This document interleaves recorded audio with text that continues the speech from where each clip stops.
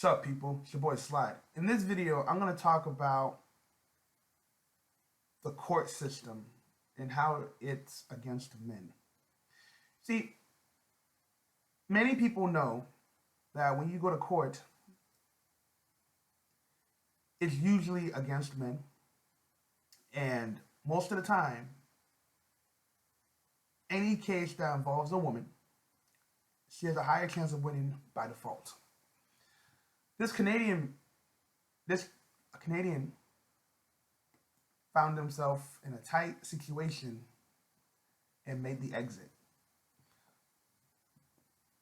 So let's read the article. Is this the world's worst father? Deadbeat dad abandons 4 children for a new life in the Philippines.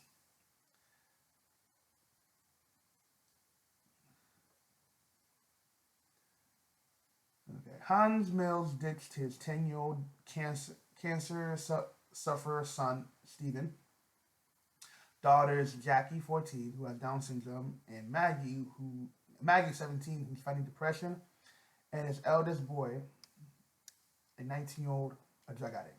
The 53-year-old software expert said a court ruling which made him pay $4,000 a month to his ex-wife in child support would financially ruin him. Also, so with extensive work contacts in Southeast Asia, he sent his former love, Donna Mills, an email saying he has left the country for good. He wrote, "The result of the legal instrument you recently designed and implemented is there no possibility of a affordable life or secure retirement for me in Canada at all. Therefore, I have left the country to seek greener pastures elsewhere and will never return. Well done, Einstein. Good luck and goodbye."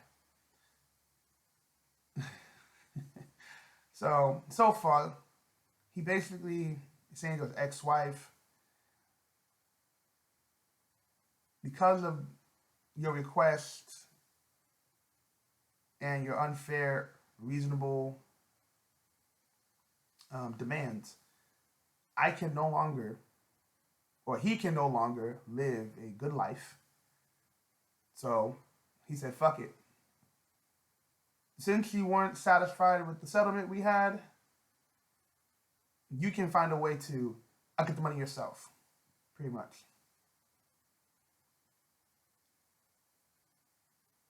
So he writes, "I did a terrible thing. I did a terrible, awful thing because I have no reasonable option. I miss my children terribly. I abandoned Canada, but not my children. My hope is one day I can reconcile with my children, but not in Canada, a morally bankrupt state. The Philippines is about as far as The Philippines is as far as I could go. If I had a spaceship, I'd be much further away." He said his children were innocent bystanders who got caught in the crossfire, and added that it was not my intention to hurt them. He also revealed he would never, ever pay spousal support nor return to Canada. It's a blow to his ex-wife, who had spent 8 months trying to get Ontario's Family Responsibility Office to find him. Isn't that interesting? So he basically said Canada, or the court of Canada, pretty much destroyed his life. So he was like, well, if I can't have a quality of life, there's no point in me being here. So, I mean, people have to make people find themselves in tight situations. So it's not always that easy to make certain decisions. Here's his wife, Donna Mills, and their 3 children. So let's get into the divorce settlement. The trouble began when the couple split in 2005. After a 2-day trial, they agreed Mrs. Mills would have sole custody of the children and stay in the $1.2 million Lake Ontario house. He would pay child support, and she would pay $175,000 to buy him out of the house, which had a $600,000 mortgage on it. She would also receive a $2,000 a month in rent from a separate flat. But Donna later said she was rushed and pressured and did not read before signing, and that she did not understand she would never receive any future spousal support. Mr. Mills said Donna got the $1 million lakefront mansion for custody of the children, with child support, but no spousal support in exchange for the house. Everyone at the time agreed that a spousal support obligation had been met fully. The feud grew for several years until a new trial was scheduled for autumn 2011 after Mr. Mills had reportedly tried to take his ex-wife to court 3 times. She decided to use as an opportunity to ask the court to grant her spousal support. This was granted before the trial, when in June 2011 a judge issued a temporary order of the payments. So you can imagine how this guy felt. They had an agreement. She signed the document. Then she later changed her mind and said, you know what, I want spousal support now. And somehow the Canadian court said, yes, we will grant you spousal support. Does that make any sense to people here? I know very well if you signed a document, it has to be enforced.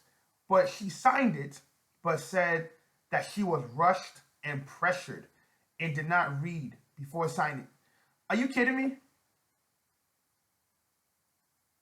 That makes no sense. In 2005, 2005, they got divorced. Okay? She signed it. It was all good. Now, 2011, 6 years later, well, I want spousal support now. And the judge said, okay.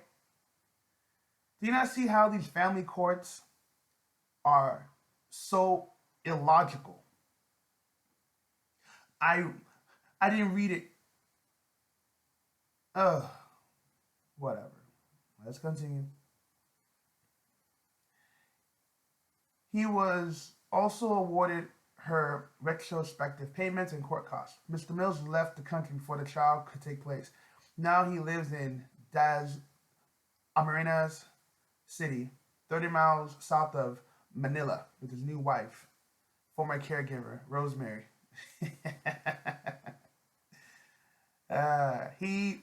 So this guy didn't beat the court system. He just said, fuck it. Here's my solution. I'm out. Some people don't know, but certain countries have treaties for certain issues. Child support is a civil issue. Child support is a civil issue. So the courts cannot tell the Philippines to send this guy back to Canada for child support. They can't do that. So, yeah. Yeah, so let's just see what. Former teacher Mrs. Mills, a Danish immigrant with both Canadian and European passport, in the meantime said she cannot work because of her onerous family responsibilities, and the situation looks unlikely to change, as the Philippines is beyond reach of Canadian laws, even though he owes $28,000 arrears, and his debt is growing by $3,772 per month.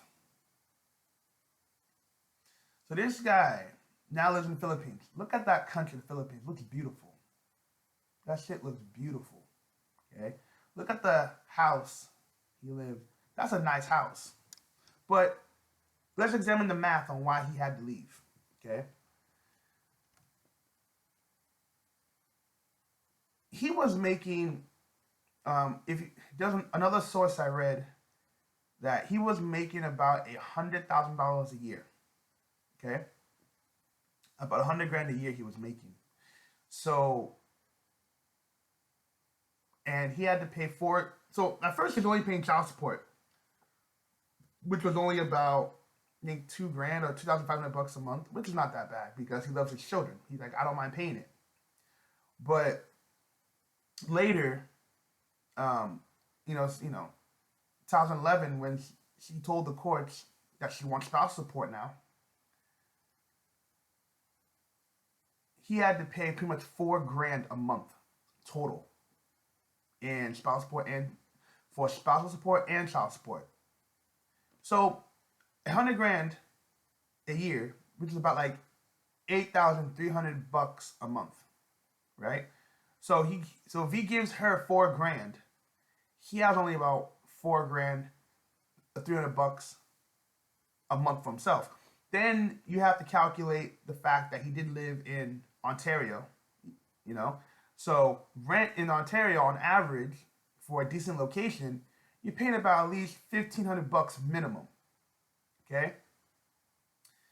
So then you have to factor in transportation costs, food, um, all these other things. Just add them all in together. He can't live off that.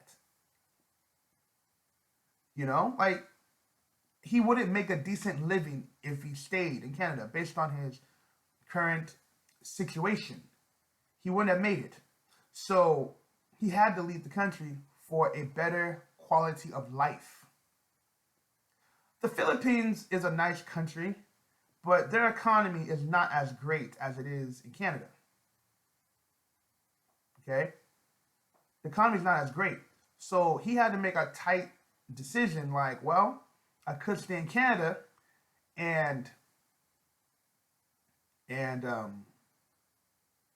be a slave to his ex-wife and the court system, or he can move to the Philippines and just start brand new, which he did. Because people don't understand. This guy did what he had to do. I mean, people can say, oh, he's a deadbeat and he's a piece of shit. And it's like, in some degree, you can say that and it would be justified. But when more than half your paycheck is going towards someone else, which is not you, you're gonna make a decision that's going to be in your own best interest. These courts don't care about you. They don't care about your situation. They want you to pay that money. They don't give a damn if it hurts you. They don't give a damn. So people need to understand how it works out here. That's why I tell you guys I will never get married in the U.S. or a Canadian court system. Not interested. Never. Never gonna happen. Anyhow, let me rethink. Peace.